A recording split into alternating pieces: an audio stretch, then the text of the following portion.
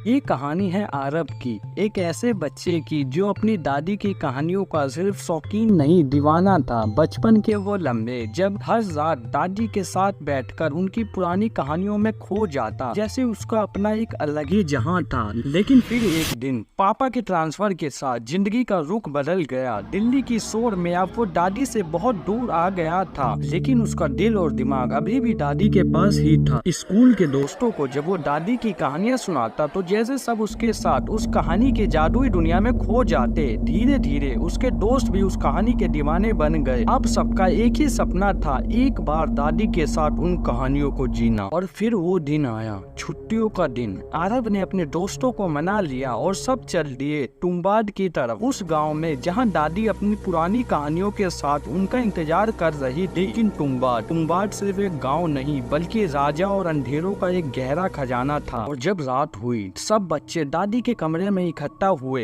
हवा में एक अजीब सी ठंडक थी, जैसे कुछ बड़ी बात होने वाली थी। और दादी ने जो कहानी सुनाई उसने सबके होश उड़ा दिए। वो कहानी जो कभी किसी ने नहीं सुनाई थी, एक ऐसी दास्तां जो तुम्बाड के अंधेरों में दफन थी। तो क्या आप भी सुनना चाहेंगे? तो चलिए मेरे साथ तुम्बाड गाँव। इस ब्रह्मांड की शुरुआत हुई तो पूर्ति की देवी, जो अंतहीन सोना और अनाज का प्रतीक है, उन्होंने अपनी कोख से 1600 करोड़ देवी देवता को जन्म दिया। मगर देवी को सबसे ज्यादा प्यार अपनी पहली संतान हस्तर से था। लेकिन हस्तर का नाम आज आपको किसी भी धर्म और ग्रंथ में नहीं मिलेगा। हस्तर बेहद लालची था, उसे देवी का सारा सोना चाहिए था।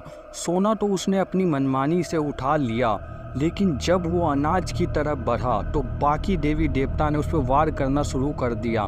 देवी देवताओं के वार से वो टुकड़ों में बिखरता चला गया। वो नष्ट होने ही वाला था कि देवी ने उसे बचा लिया, पर उसे बचाने की एक शर्त रखी गई कि हस्तर का नाम हमेशा हमेशा के लिए धर्म ग्रंथों में से मिटा दिया जाएगा। कई वर्ष बीत गए, हस्तर देवी की कोख में ही सोता रहा। मगर फिर एक दिन तुम्बाड के लोगों ने उसे याद किया और उसके नाम का मंदिर बना दिया, क्योंकि हस्तर का श्राप अब लोगों के लिए वरदान था। उसी दिन से देवी का क्रोध तुम्बाड पे बारिश बनकर बरस रहा है। कहानी शुरू होती है विनायक के साथ, एक छोटा लड़का जो श्रापित खानदान में पैदा होता है। उसकी दादी, जो खुद हस्तर के श्राप से पीड़ित थी, उसे वार्न करती थी पुरानी हवेली के नीचे मत जाना। लेकिन जो काम लालच करवा सकता है वो और कुछ नहीं। विनायक भी अपने पूर्वजों की तरह उस खजाने का लालच नहीं रोक पाता। जब उसकी माँ को ये बात पता चली तो उन्होंने तुम्बाड हमेशा के लिए छोड़ दिया और विनायक को कसम दी कभी तुम्बाड लौट के ना आए। लेकिन सालों बाद लालच उस पर हावी हो गई। गरीबी से परेशान विनायक ने वापस तुम्बाड आने का फैसला किया। वो अपनी पुरानी हवेली में गया, जहाँ उसकी दादी अभी भी जिंदा थी, श्राप से पीड़ित अपनी आखिरी सांस ले रही थी। विनायक ने खजाने का राज पूछा। दादी ने मना किया, लेकिन लालच को रोक पाना उसके बस में नहीं था। दादी ने राज बता दिया और विनायक ने उसे आग लगाकर मुक्ति दे दी। फिर वो हवेली के अंदर जाके कुएं के पास गया जहाँ हस्तर सोता था। विनायक को रस्म पता थी। उसने आटा उठाया और कुएं में उतर गया। अजीब सन्नाटा था, पानी टपकने की आवाज बस गूंज रही थी। और फिर वो दिखाई दिया, हस्तर, विकृत, भयानक, आदमी और देवता के बीच का कोई अजीब सा रूप। उसकी आंखों में भूख, इतनी भूख कि जैसे दर्द और गुस्सा भी उसे कम ना कर सके। विनायक ने आटा दिया और हस्तर उसे आटे को झटक कर खा गया। इस बीच विनायक ने सोने का एक सिक्का चुरा लिया और भाग निकला। पहली बार मुश्किल से बचा था, मगर ये तो सिर्फ शुरुआत थी। गिरिट का एक अलग श्राप होता है। विनायक वापस आता रहा, हर बार और ज्यादा सोना चुराने की कोशिश करता रहा। साल बीत गए। अब विनायक अमीर बन गया था। अब उसके पास इतना पैसा था जितना कोई सोच भी नहीं सकता। वो अपने नए महल में रहता और अय्याशी करता था, लेकिन तुम्बाड का साया अभी भी उसके पीछे था। पैसा उसे शराब से तो नहीं बचा सकता था।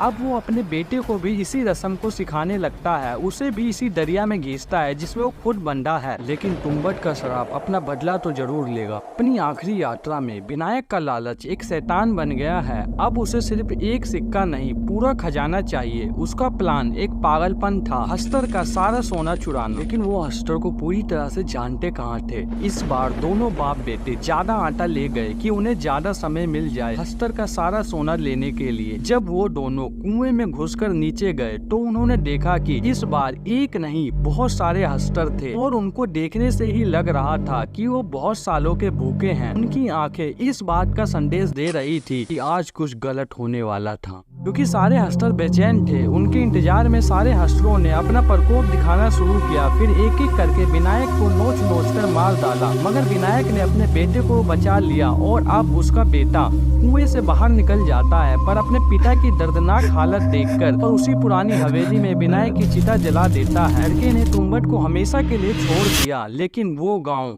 वो शराब और वो हस्तर की कहानी कभी नहीं मिटेगी, क्योंकि लालच कभी मरता नहीं।